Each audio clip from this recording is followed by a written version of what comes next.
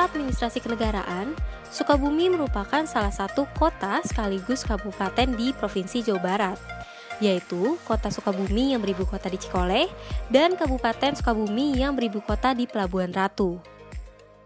Dengan luas wilayah 4.128 km persegi, Kabupaten Sukabumi merupakan kabupaten terluas kedua di Jawa setelah Kabupaten Banyuwangi.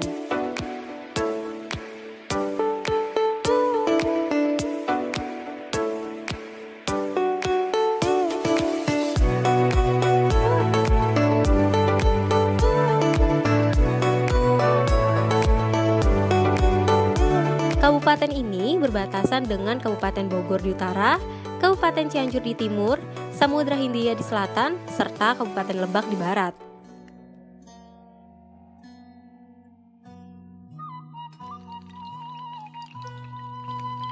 Untuk ke Pelabuhan Ratu dengan mengendarai mobil harus menempuh jarak 134 km dengan perkiraan waktu sekitar 4-5 jam ke arah selatan dari Jakarta atau 3 jam dari arah kota Sukabumi.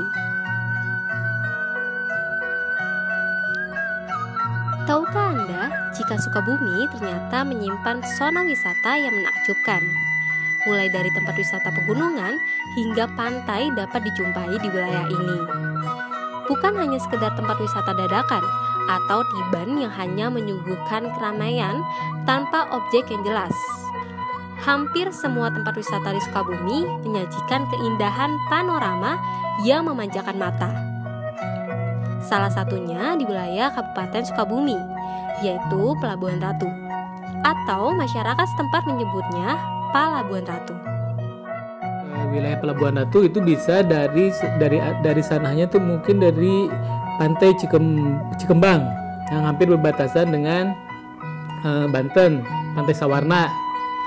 Kesininya ada pantai Cibangban, ada Karanghawu.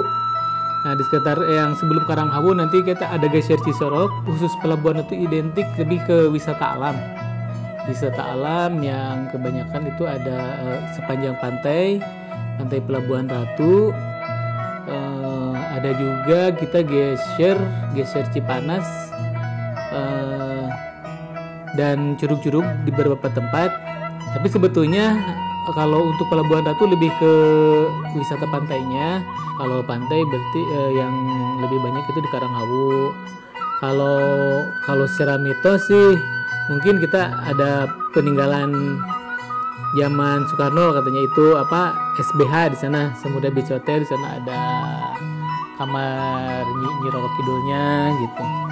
Ada juga kita untuk surfing berskala internasional di daerah Cimaja. Kita lagi dikembangkan juga.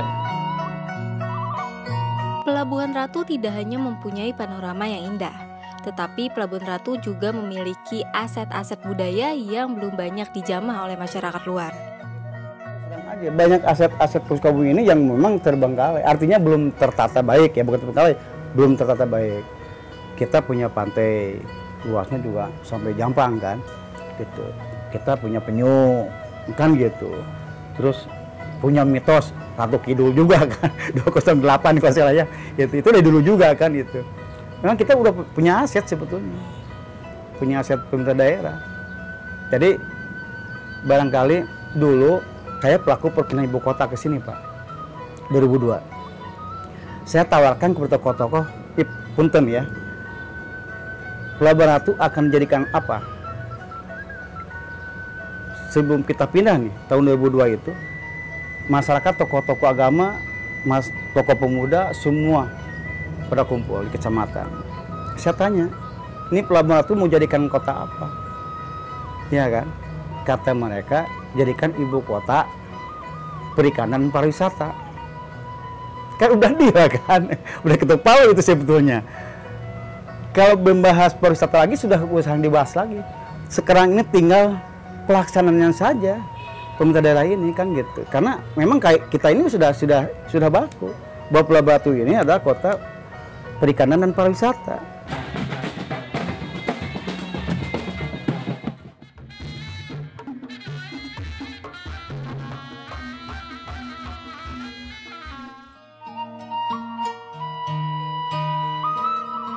Upacara adat yang hidup dan berkembang di Pelabuhan Ratu, Sukabumi, Jawa Barat merupakan wujud nyata perilaku masyarakat yang menjunjung tinggi para leluhur mereka. Salah satunya adalah upacara adat Labu Saji. Upacara Labu Saji diselenggarakan setiap tahunnya pada tanggal 6 April yang juga bersamaan dengan tanggal peringatan Hari Nelayan Nasional. Pelabuhan Ratu itu dulu itu bukan pesta nelayan tapi syukuran nelayan, artinya mensyukuri ya. Jadi hajatnya hajat nelayan. Itu beberapa puluh tahun ke belakang dan kemudian sekarang ada perubahan zaman, mungkin zaman now lah barangkali ya. Jadi ada kaitan dengan pesta nelayan. Kalau pesta nelayan kan siapapun ya kan bisa masuk gitu kan. Kalau syukuran nelayan dulu berbeda. Itu adalah hajat nelayan. Kaitan dengan Labu Saji itu adalah tradisi ya, bukan keyakinan. Makanya harus dipahami. Kadang-kadang orang luar itu arahnya mungkin ke apa ya, bukan mubah, ada yang dianggap keyakinan, padahal nelayan pelabuhan itu punya tradisi dari turun-temurun. Jadi bukan hari ini aja ada kegiatan nelayan itu. Jadi dulu itu ada tradisi, cuman bukan keyakinan gitu. Jadi tradisi dan keyakinan harus dibedakan, itu aja barangkali. Upacara adat Labu Saji merupakan tradisi turun-temurun nelayan Pelabuhan Ratu untuk memberikan penghormatan kepada seorang putri bernama Nyi Putri Mayang Sagara atas perhatiannya terhadap kesejahteraan nelayan. Mayang Sagara mulai melakukan upacara Labu Saji sebagai tradisi tahunan sejak abad ke-15 untuk memberikan bingkisan kepada Nyi Roro Kidul yang waktu itu dipercaya sebagai penguasa Laut Selatan.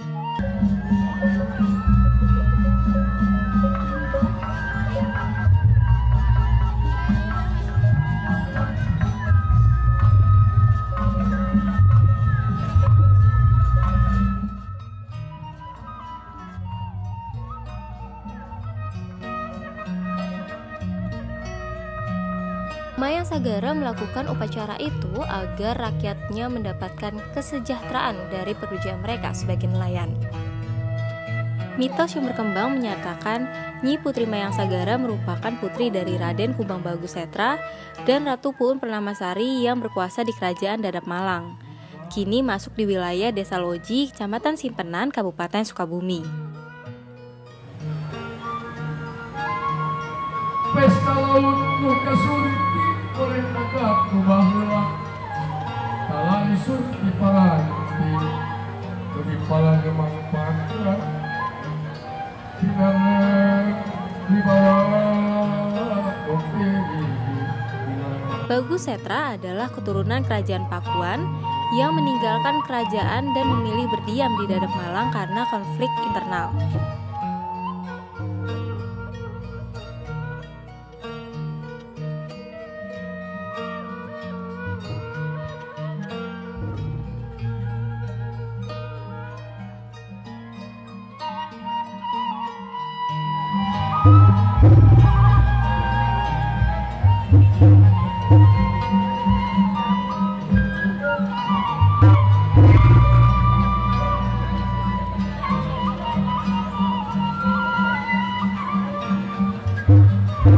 Pada yang terhormat Kementerian Pariwisata Indonesia mewakili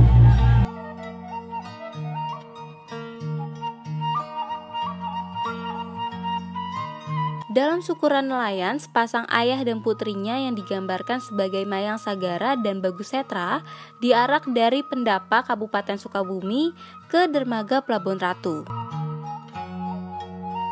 Mayang Sagara dan Bagusetra yang naik delman menjadi pusat perhatian ribuan pengunjung dalam setiap kali perayaan syukuran nelayan. Proses menjadi seorang putri nelayan itu memiliki proses-proses yang panjang. Di antaranya yang pertama proses karantina, proses interview, proses tes tulis. Jadi di sini itu kita benar-benar melalui proses-proses yang panjang untuk menjadi seorang putri nelayan.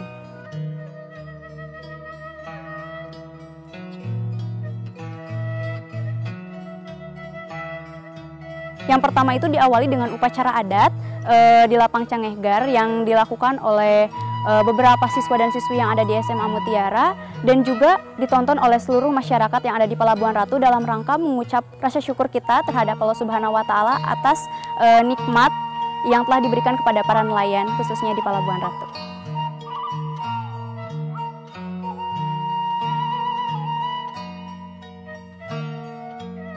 Saya sangat bersyukur kepada Allah Subhanahu wa Ta'ala karena bisa menjadi pemeran utama dalam upacara labu saji tersebut, yaitu memerankan sebagai Mayang Sagara.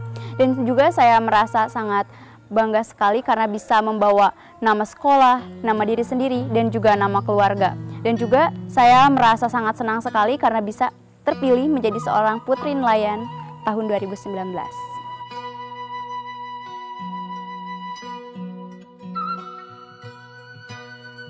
Berat sekali sih menurut saya menjadi seorang putri nelayan, karena ini itu bukan hanya memakai selempang atau memakai mahkota ataupun hanya menjadi sosok pemeran utama menjadi seorang Mayang Sagara pada saat tanggal 6, akan tetapi kita itu menjabat itu selama 1 tahun.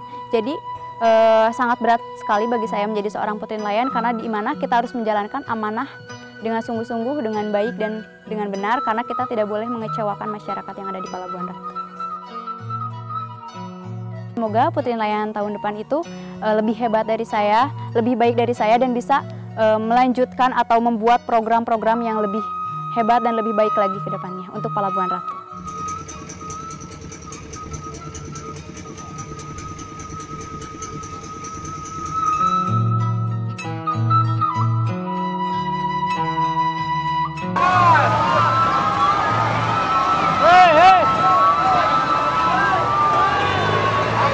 Labu saji berasal dari kata labu atau menjatuhkan sesajen ke laut dengan harapan agar hasil tangkapan nelayan berlimpah setiap tahunnya, dan memelihara hubungan baik dengan Nyi Roro Kidul yang di masa itu dipercaya sebagai penguasa Laut Selatan.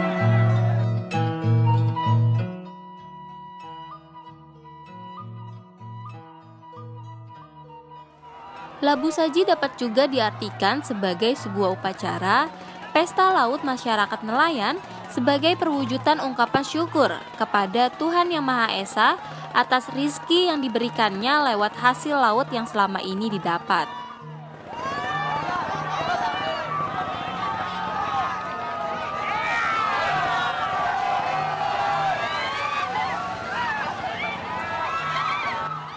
Dahulu sesajen yang digunakan berupa kepala kerbau atau kambing. Namun sekarang diganti dengan menaburkan benih ikan, benur atau bibit udang, dan tukik atau anak penyu ke tengah teluk Pelabuhan Ratu. Tukik dan sidat adalah wujud kesuburan laut. Untuk itulah nelayan menebarkan ke laut dengan harapan laut Pelabuhan Ratu tetap subur dan memberikan banyak ikan bagi setiap nelayan yang turun ke laut.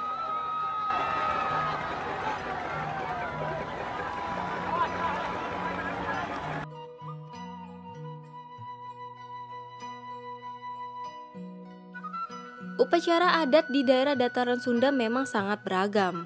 Upacara-upacara adat pun ada berbagai macamnya. Mulai dari dalam rangka bersyukur karena limpahan rizki yang mereka dapat, maupun upacara adat dalam perkawinan.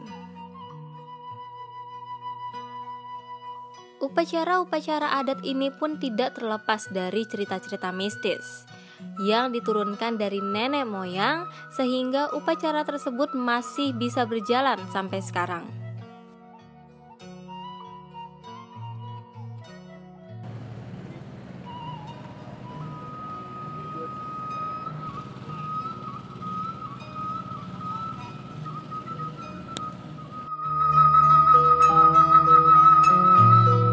Terlepas dari kisah-kisah mistis yang terkandung dalam upacara adat pun telah menjadi salah satu budaya di negara ini, yang tentunya terus kita jaga kelestariannya dengan cara terus melakukan dan menjalankan upacara adat tersebut.